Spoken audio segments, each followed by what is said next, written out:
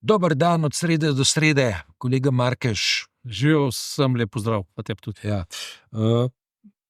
Greva začeti z notranjo politiko. Mislim, zanimiva pobuda, predlog, ideja se je pojavila, ponudba, tako rekel, ponudba. In sicer ponudba gospoda Logarja, nekoč visokega člana Slovenske demokratske stranke, zdaj poslanca, ki sedi v zadnji klopi, in sicer, da je on pripravljen čez čas prevzeti vodenje Slovenske demokratske stranke, torej SDS. Zdaj, kontekst je ta, da Janez Janša stranko vodi od leta 1993, se pravi že kar nekaj časa. Po drugi strani se pa tako zdi, da on nekje naslednika ni vzgojil, zdaj se je pa hipotetični naslednik pravzaprav sam ponudil. Kako razumeš to ponudbo, to pripravljenost, a je to samo žrtvovanje, da je pripravljen Anže Logar prevzeti neke nove zadolžitve v slovenski politiki? To jaz razumem kot sinusno valovanje Hollywooda, se pravi, vsake toliko časa je treba valoviti in vzbujati pozornost, kar je dobrodošlo za medije, tudi za naju, to se fajn govori, to se tudi fajn posluša, rejtingi grejo dobro gor, kadar se odpira ta tema.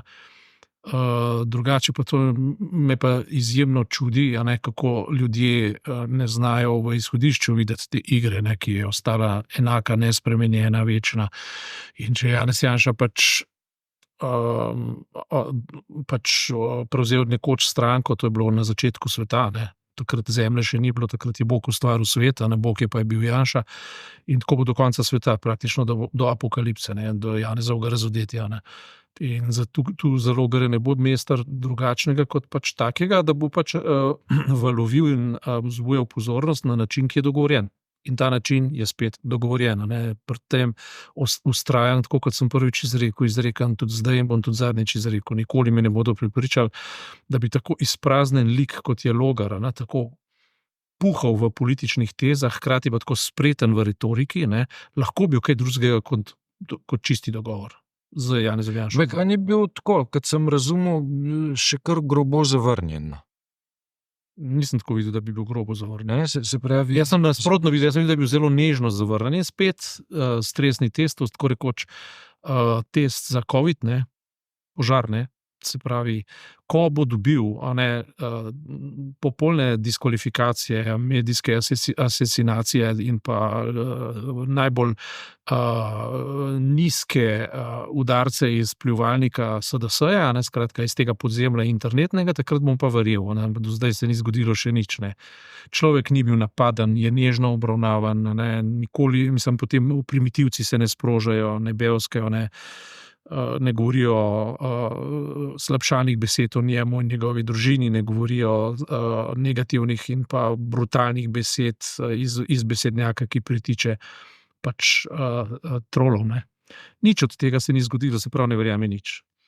Ampak tako se vsem zdi, da se ta platforma sodelovanja, kot se imenuje pobuda Anžeta Logarja, nekako oddaljuje od matične ladje. Eden drugega se bosta delala nervoznega, zaradi tega, ker ne bosta vedela, koliko prikritih misli je pri drugemu, pri nasprotni strani.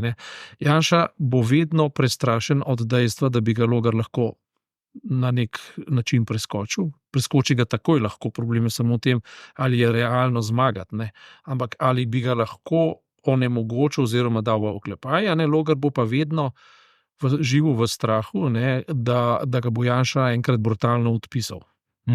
In zato si ne bosta zaupala nikoli, bosta pa še vedno dogovorjena, dokler ne bo prišlo do usodnega udarca. Na koncu, se veš, iz pogodbe s hudičem na koncu pride pa samo večni ogenj, to je pa jasno. A si gledal Eurovizijo? Eurovizije žal nisem gledal iz preprostega razloga, ker je nikdar ne gledaš. Želodec tega ni dovolil.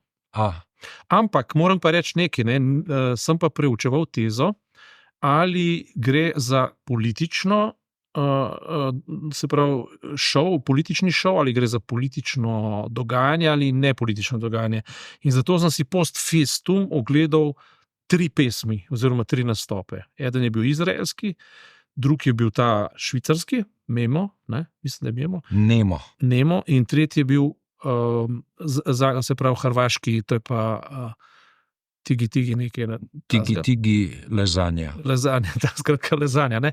Vse 3 sem si ogledal pozorno in poskušal sem se postaviti na mesto, recimo, kolikor toliko objektivnega opazovalca. Kaj tvoja muzikološka ekspertiza pove? Moja muzikološka ekspertiza prvič pove, da je šlo za popolno politiko, v dogajanju popolno politiko. Zmaga muzikologijo. Ne, to je muzikološka, zaradi tega, ker je v bistvu zmaga Švice je bila 2-krat zgrešena, oziroma da so jo ustoličili to zmago. Ne. Prvič, ker so izgrali neko neutralnost, ker Švica je neutralna, Švica nikoli ni neutralna, in drugo, ker so se šli politično korektnost. Ne. Pri nekom, ki ni ne moški, ne ženska in potem ta v nekem svetu in tako naprej. Politična korektnost. Ne. Hiperpolitična korektnost v političnih dogodkih, ki so, vsi vemo, ne, se vrteli okrog Izraela in njegove zgodbe, in glavni sponzor, ne, tega dogodka je bil seveda izraelsko podjetje. Ne. Kozmetično podjetje, se pravi, verjetno z arganovim oljem iz Tunizije. Ne. Ja. Skratka, neka Judinja. Ampak, in prav zato sem rekel, zdaj si moram pa ogledati, ne, ker zagrebška pesem je relativno visoko kotirala, sem rekel, to moram videti, ne. Slišati, nekaj posluha imam in tako naprej, in moram reči, da je Hrvaška zelo dobra, zelo dobra, mislim, noter je imela elemente, ne vem, hrvaškega etnomelosa, hkrati popolnoma moderna in zrepana in skratka, nekaj, kar ne moreš učitati aktualnosti, zlasti pri mladi muziki, ne. Ampak zdaj pa presenečenje, ne, jaz sem izraelsko poslušal, se mi je zdela pa daleč najboljša. Res se mi je zdela, muzikalično gledano, se mi je zdela res dobra, ne. Žal, tudi politično kontaminirane, ker kaj pa je hurikan drugega kot pa ne, napad Hamasa. Ne. To je druga zgodba, ampak muzikalično gledano je bila res dobra. No? Ja, ker tukaj pa, veš, moje zaznave, ne, so svetovnega spleta, slovenskega dela svetovnega spleta, bolj natančno družabnih omrežij. Ne. Ja. Zanimivo kampanjo, ne, Glasujte za Izrael. Ne.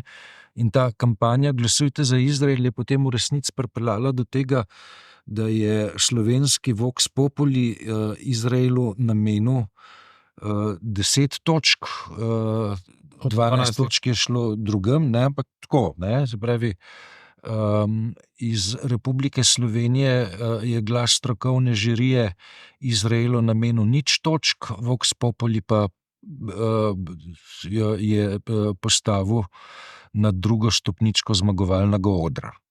Ja, zdaj ti malo namiguješ, da je bilo to del neke politične kampanje, ne? Verjetno, ne? Ali pa da je sum na to, ne? Sum na to. Zdaj, tukaj je težko rekonstruirati dinamiko dogajanja v družabnih omrežjih, ne? Nedvomno, veš, pa je eno od vozlišč in poganjavcev dinamike na družabnih omrežjih povezano s političnimi strukturami.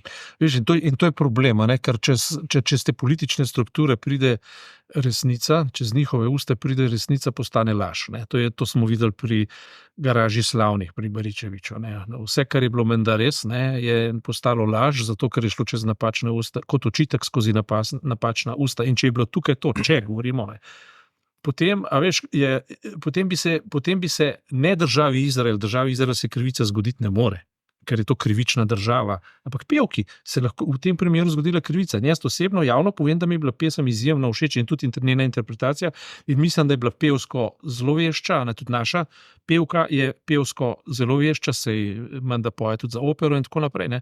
Skratka, v celoti mi pa ta žanr ni blizu in jaz sem ga zdaj čisto pod političnim vidikom, ali pa če tako rečem, iz nekega družbenega zanimanja šel gledati te stvari. 4 sem pogledal, 3 sem si ogledal, naša se pa samo po sebi razume, da jo greš že prej pogledati, kot da vidimo, kaj prodajamo in tako, ne. Greva pol koraka stran, ne, še dogajanje v Izraelu, Gazi, Palestini,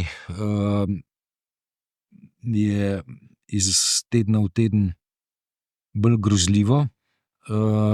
Na to so vezane tudi neke zelo blago izrečene, ampak bi rekel nove ameriške politične ocene, ne, se pravi, uporabljajo besedo inappropriate, se pravi neustrezna raba orožja, ki ga je v Izrael sicer dobavila Amerika. Predvsem očitno je, da se je Netanjahu zataknil v Bidenovem prebavnem traktu, ne, in da ima Biden velike težave z svojimi željami do volilnega telesa, ne, zlasti arabskega, palestinskega in pa svobodomiselnega porekla, ne. Izrael je država, ki tone ne več v nesporazum, ampak v svojo lastno greznico, in to se pač ne more dobro izideti, a ne. Vojna industrija se zdaj izpostavlja kot jedro nekega kapitalizma. Amerika je šla popolnoma sproč od svojih ustanovnih vrednot, rešili so pa jo študenti, ne, pa študentske demonstracije. Tudi recimo slovenska FDV je to naredila in interesantno je to, ne, da se je vodstvo takoj vdalo, ne. Je stavno podpisalo vse, kar so hoteli, ne. In je ukinilo razloge za proteste, ne, v slovenskih študentov, v primeru Gaze, pa v primeru Palestine. Ja, samo tukaj gre za to, ne, veš, da so recimo ameriške univerze z mnogo bolj čvrstimi klini vpete v te odnose, ne. Mislim, tukaj gre za to, da so največje ameriške univerze pravzaprav investicijski skladi, ki razpolagajo s 50 milijardami dolarjev.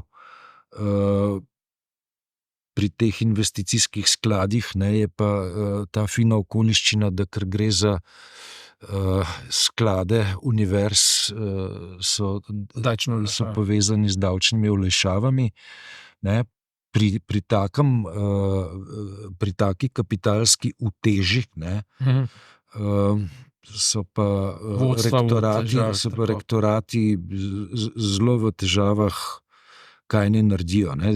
Sej primaren greh, ne, pri celi zgodbi je ta, da je prišlo do situacije, ko se univerze spreminjajo v investicijske hedge sklade, ne. Seveda.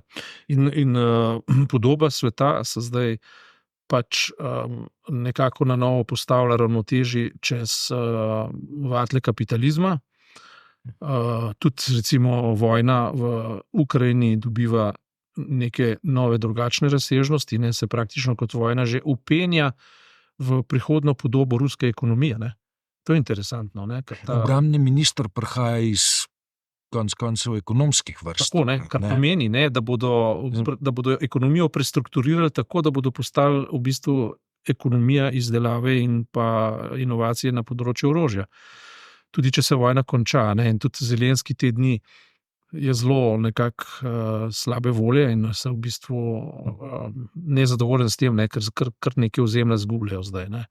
In Putin očitno ni tako izčrpan, če se spomniš, propaganda je bila 2 leti nazaj, ne, da ima Parkinsovo bolezen, da se mu roke tresejo, da bo v kratkem zbolel, da ima tako rekoč raka, ne vem kaj vsem. Putin ne kaže teh znakov, kaže znake vitalnosti, očitno, ne. Ja, razmišlja korak naprej.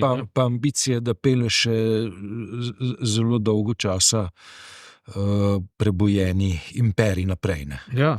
In tudi recimo, ampak igra odprte karte, to hočem povedati, ne, kar se pravi, nič človekovih pravic, neka stara družinska politika, nič LGTB ideologije in tega, ne. Evropska unija, ne, pa prisega zdaj na pač zeleno preobrazbo, na krožno gospodarstvo, na ne vem kaj vse, a ne, hkrati ne, je pa krožno gospodarstvo namenjeno temu, da se stare zaloge orožja eksportira v Ukrajino in se kupuje nove zaloge. Ne. To je krožno gospodarstvo. Tako ti razumeš krožno gospodarstvo? Ne, tako ga razumem na podlagi dejstev, vem pa, kaj hoče povedati, da bi moralo biti. Se pravi, nalagati bremena malemu človeku, hkrati pa velika vojaška industrija kroži za svojim gospodarstvom v Gazi, ne, in v Ukrajini neomejeno, z novimi obnovami, z velikimi investicijami v imenu najvišje vrednote, ta vrednota je pa varnost. Ne.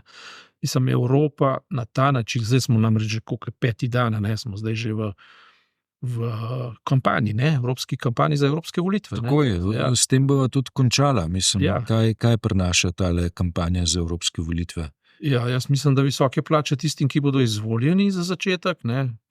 Potem veliko politične hipokrizije tistim, ki se bodo potegovali za lepe besede, ne, pred ljudmi. Mogoče bi pa bilo na mestu upanje, da se bo pa nekdo najdu, ki pa mogoče kaj resno misli. Jaz sem danes v nekem okolju, ker je bil tudi en kandidat za evropske volitve, ne. Sem pa dal dober nasvet, po katerem sem mu povedal, da je vsak, ki bi s takim programom prišel pred ljudi, izvolil, ne, zlasti pri mladih, ne, zlasti pri ekološko ozaveščenih. O čem govoriš? Govorim o tem, da gre pred ljudi in preprosto reče, na začetku je bila beseda, da jim besedo bom držal. Prvič. Drugo, kar je zelena preobrazba, teče pač na tak način, da ko bom izvoljen, se bom enkrat tja peral z avionom, pa me potem pol leta ne bo nazaj. Zato, da ne bomo onesnaževali neba. Ne? Avion se bo gor pa dol vozil s tabo ali pa brez tebe. Že samo simbolna gesta, če bi to naredili recimo za en avion poslancev, avion ne bi vozil. Ja. No? In tretja stvar je to, da tistih 6,000 evrov plače, da se ji odpove, vzame ven pač nekaj za svoje osnovne stroške, in da to nakaže na račun za slovensko javno zdravstvo. Sem mu garantiran, da bo izvoljen, če breze s tem programom. A se strinjaš?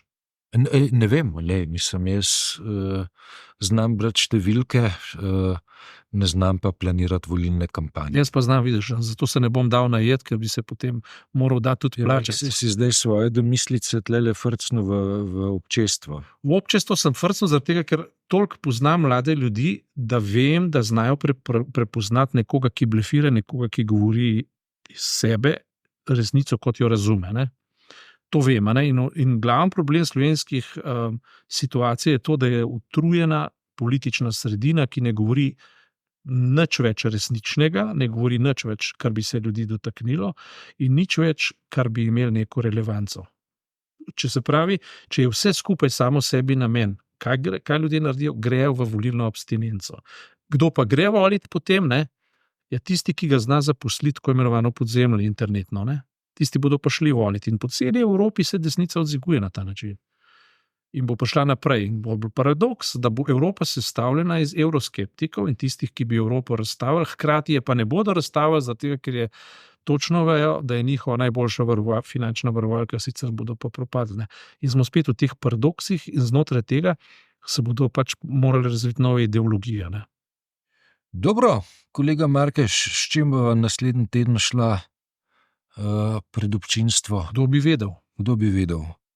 Naj pri tem ostane, ampak nekje do torka naslednjega bo pa že vedela. Hvala za tokrat.